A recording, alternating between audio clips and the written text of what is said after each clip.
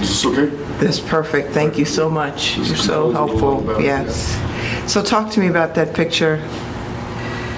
This picture was taken when my dad was the first roving editor for Ebony, and this is Thurgood Marshall when he was chief counsel of the NAACP Legal Defense Fund. I'm not sure who this person is next to him, but the person he's defending is Ada Lois Sipwell, and she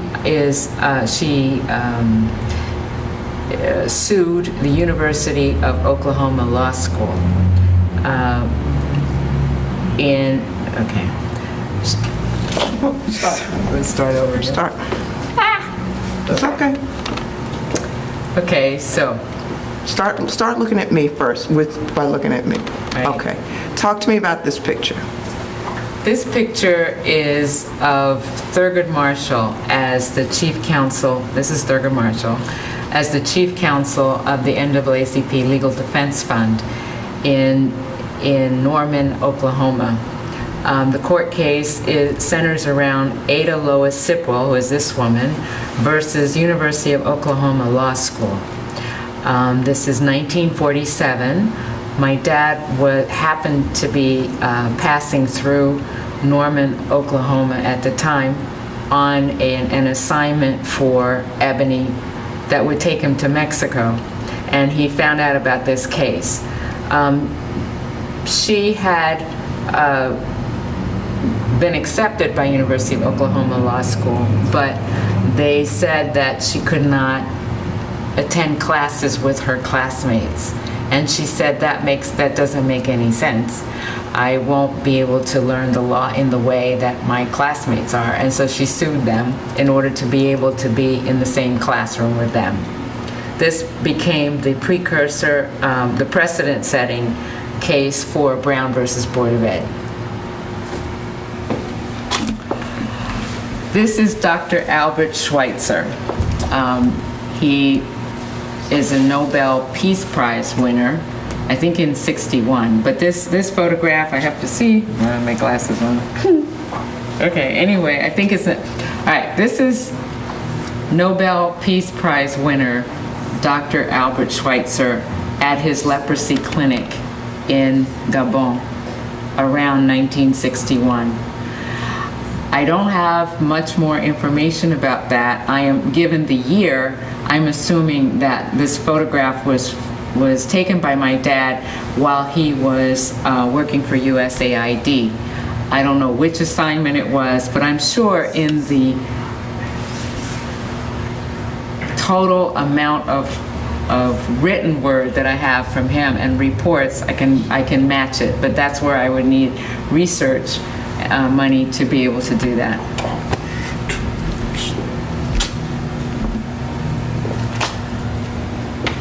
This is Haile Selassie, Emperor Haile Selassie of Ethiopia. It is part of a cover story that my dad wrote and shot for Ebony magazine, November 1950. It was the 5th anniversary cover story for Ebony. So here, Emperor Selassie is feeding his ducks at his palace in Addis Ababa while an attendant is waiting for him. There was another one where you saw a portrait of him, but I lost it. I know, don't kill me. Anyway.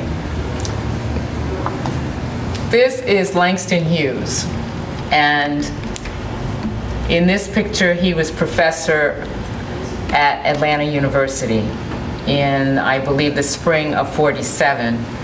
And here he's surrounded by boys and girls who obviously are excited about seeing him. He seems to be writing giving an autograph. I don't know the occasion. But Langston Hughes, this is around the time that my dad and Langston Hughes became friendly. My dad took a class from him in English. I even have the first essay with all the edits from Langston Hughes. So this started their journey as friends.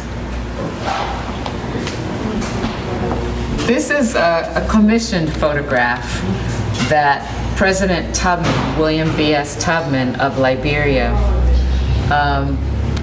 asked my dad to take this picture as an official photograph of Kwame Nkrumah coming to Liberia in January 1953.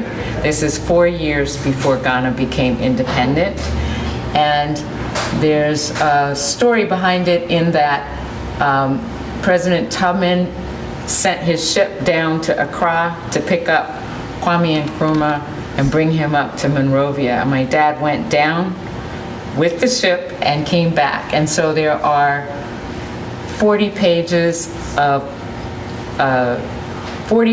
with 3 contact sheets on each page full of images of the ship, the traveling. I don't know all the people in the photographs. Someone who's from Ghana or knows that history would know. But he was, I think at that point, he was the Prime Minister of Ghana, of Gold Coast, because Ghana wasn't independent yet. And he was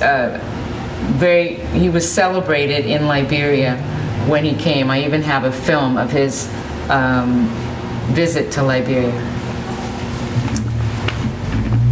This is 4 years later. This is Accra, Ghana, and this is Vice President Richard Nixon representing the U.S. delegation to Kwame Nkrumah's inauguration and Ghana's Independence Day, meeting for the first time Martin Luther King Jr. and his wife, Coretta Scott King, and then on the other side is Patricia Nixon. They are at a reception on Independence Day. Martin Luther King and Coretta Scott King have just come from the Montgomery bus boycott.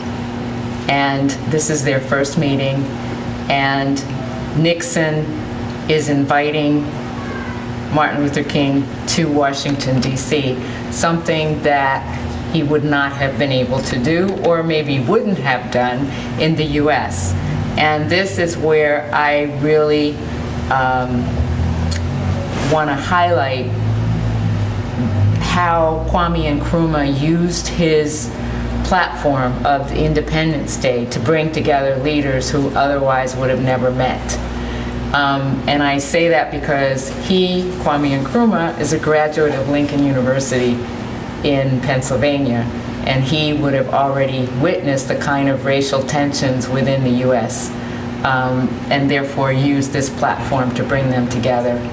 This photograph was not allowed to be shown in the U.S. at the time. My dad was one of 20 official photographers for Independence Day. He was working for U.S. Embassy Monrovia at the time, and he covered Nixon's visit to Ghana and to Liberia. So I have photographs of Nixon, even Nixon with a press badge on, because he was joking around.